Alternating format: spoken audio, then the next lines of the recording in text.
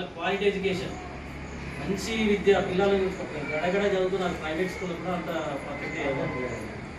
So మనం అటువంటిది ఇప్పుడు వేంపల్లి వాళ్ళు ఆదర్శంగా తీసుకోవాలంటే మనం ఎందుకు ఆదర్శంగా వేంపల్లి వాళ్ళు అక్కడ కూడా నేను పోయినా, అక్కడ 7 మంది పిల్లలు ఉన్నాయి. నేను పోయినా అక్కడ నార్ల హనుమాన్ సర్పంచ్ గారు ఉంది, ఆయన సార్ మాకు ఇంగ్లీష్ మీడియం ఇస్తారంటే ఇస్తామన్నాను. ఇప్పించినాం, ఆర్డర్ ఇప్పించినాం ఇంగ్లీష్ మీడియం. ఇప్పుడు మనది కూడా ఇంగ్లీష్ మీడియమే, తెలుగు మీడియం కాదు. సో మనం కూడా బయటకు పంపే బదులు మనం ఇక్కడనే మనం నడుపుకోవచ్చు కదా. అక్కడ టీచర్లు ఉన్నారు, అక్కడ ఇద్దరు, ఇక్కడ ఇద్దరు, నలుగురు అవుతారు, ఇంకేమైనా ఉంటే డిప్రెషన్ ఇవ్వచ్చు. సో మన పిల్లలు బయటకు పంపకుండా మనమే ఇక్కడ చేసుకోవచ్చు కదా, కట్టడి చేసుకోవచ్చు. ఇక్కడ వీడీసీ యొక్క సహకారం. ఇక్కడ నుంచి కొందరు హై స్కూల్కి ముక్కలు పోతున్నారు, అది కూడా విషయం మాట్లాడదాం అనుకున్నాం. ఇక్కడ 9 మంది టీచర్లు, ఇంత విశాలమైన ప్లే గ్రౌండ్ ఉంది. చాలామంది గవర్నమెంట్ పథకాలు కావాలంటారు కానీ గవర్నమెంట్ స్కూల్ పంపడాలి.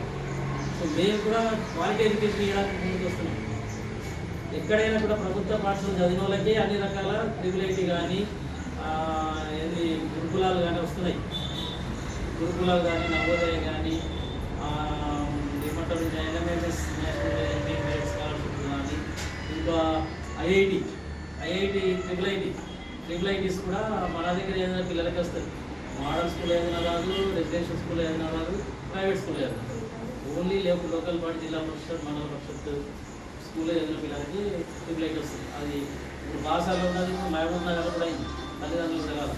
ఇక్కడ ఏదైనా పిల్లలు మంచి అన్ని రకాల క్వాలిటీ ఎడ్యుకేషన్ దొరుకుతుంది. వాడికి క్రియేటివిటీ, సృజనాత్మక, ఆర్టిఫిషియల్ ఇంటెలిజెన్స్ అనేది ప్రపంచవ్యాప్తంగా జరుగుతున్న చర్చ. ఇప్పుడు అటువంటి ఎడ్యుకేషన్ గవర్నమెంట్ స్కూల్లో వచ్చింది. ఈరోజు అన్ని పేపర్లు కూడా చూసారు, ముఖ్యమంత్రి గారు ఆర్టిఫిషియల్ ఎడ్యుకేషన్ని తీసుకొచ్చినట్టు అన్ని స్కూళ్ళలో ప్రవేశపెడుతున్నట్టు. రాను కూడా మొత్తం కార్పొరేట్ ధీటుగా ప్రభుత్వ పాఠశాలల్లో ట్రైనింగ్ ఇస్తున్నాం. టీచర్స్ కూడా ట్రైనింగ్, మన సమ్మర్లో ట్రైనింగ్ ఇచ్చినాం, ఎట్లా ఆడుతూ పాడుతూ ఎట్లా చెప్పాలని. మళ్ళీ నెల ట్రైనింగ్ ఉంటుంది. ఆ ప్రైవేట్ వాళ్ళకి ఏం తెలియదు, ఓన్లీ వాళ్ళ టై బెల్ట్, ఆ టై బెల్ట్ కూడా సాధిస్తున్నాడు సొంతగతంతో. ఒకసారి అభినందించండి. ఇటువంటి బట్టి విధానం ఉంటుంది. అక్కడ రాయడం అంతే, వాటికి మూస పద్ధతి ఉంటుంది. ఇక్కడ ఆలోచించే ఇప్పుడు ఆర్టిఫిషియల్ ఇంటెలిజెన్స్ వాడే సొంతంగా ఆన్సర్ అది చేస్తాడు. మ్యాథమెటిక్స్ కానీ, లాంగ్వేజెస్ కానీ, తెలుగు ఇంగ్లీష్ కానీ నేర్చుకుంటారు ఓన్గా. కంప్యూటర్ నాలెడ్జ్ ఇప్పుడు ప్రతి 5 రంగంలో కానీ, విద్యా రంగంలో కానీ, ప్రతి రంగంలో ఆర్టిఫిషియల్ కృత్రిమ మేధ అనేది వచ్చింది. ఆ కృత్రిమ మేధని ఇప్పటి నుంచి మన జిల్లాలో కొన్ని స్కూళ్ళు ప్రారంభించారు. మండలానికి ఒకటే ఉంటుంది. అంటే మన దగ్గర మండలానికి 2 సార్లు చేసినాం. మళ్ళీ ఇప్పుడు నాగపూర్ కూడా వస్తుంది.